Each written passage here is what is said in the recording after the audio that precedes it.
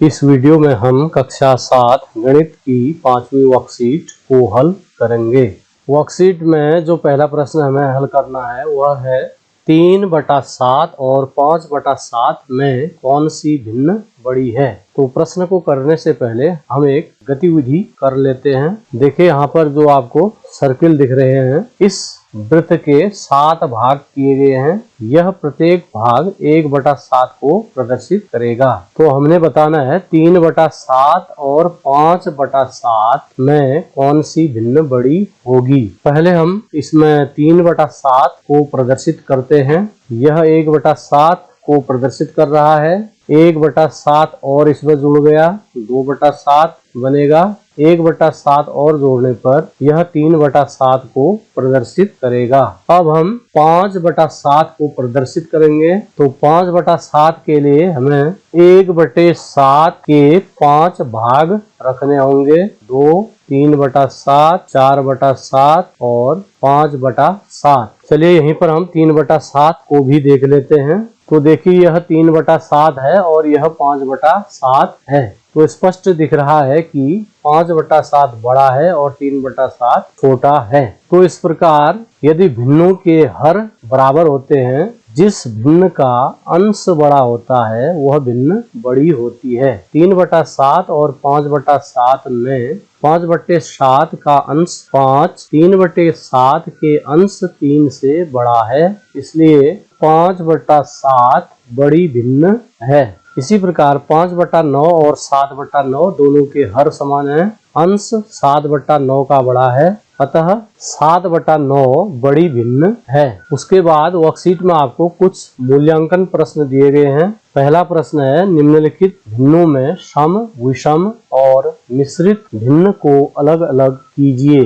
तो आपको कुछ भिन्न दी गई है। जिस भिन्न का अंश हर से छोटा होगा वह भिन्न सम भिन्न कहलाती है, और जिस भिन्न का अंश हर से बड़ा या हर के बराबर होता है वह भिन्न विषम भिन्न कहलाती है, और जिस भिन्न में एक पूर्ण संख्या के साथ सम भिन्न होती है वह मिश्र भिन्न कहलाती है।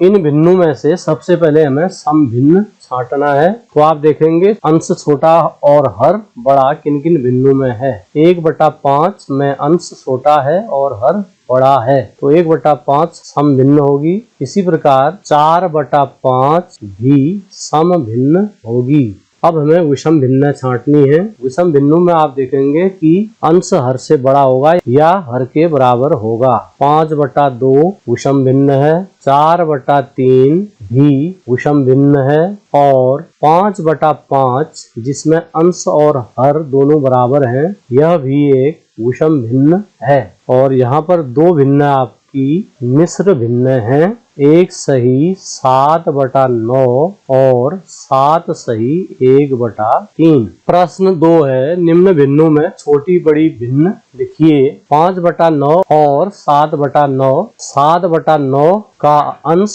5/9 के अंश से बड़ा है, इसलिए 7/9 बड़ी और 5/9 छोटी भिन्न है। 3/12 और 1/12 में 3/12 का अंश बड़ा है, इसलिए 3/12 बड़ी भिन्न और 1/12 छोटी भिन्न है। तीसरा है, निम्न को दशमलव में बदलिए। 7/10। तो 10 का भाग जब किसी संख्या में देते हैं, दशमलव एक स्थान बाईं ओर खिसक जाता है। 100 का भाग देने में 0.2 स्थान और 1000 का भाग देने में 0.3 स्थान बाईं ओर खिसक जाता है। स्थान यानी अंक। तो 7 का दशमलव 7 के दाईं ओर होगा, तो 10 का भाग देने पर 0.1 अंक बाईं ओर अर्थात 7 के बाईं ओर चला जाएगा, तो इसका मान 0.7 होगा। इसी प्रकार 100 का भाग देने पर 0.2 अंक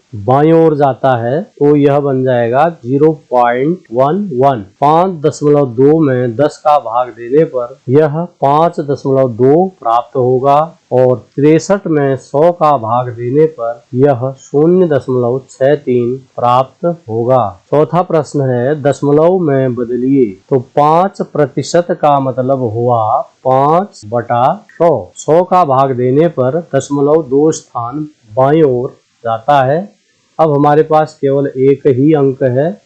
दूसरा अंक हम 0 से पूरा करेंगे तो यह बन जाएगा 0.05। 80% का मतलब हुआ 80/100। 100 का भाग देने पर यह 0.80 प्राप्त होगा। 25% यानी 25/100। 100 का भाग देने पर यह 0.25 प्राप्त होगा। 93% यानी 93/100। दशमलव में बदलने पर यह 0.93 प्राप्त होगा। 40% का मतलब हुआ 40/100 यानी 0.40।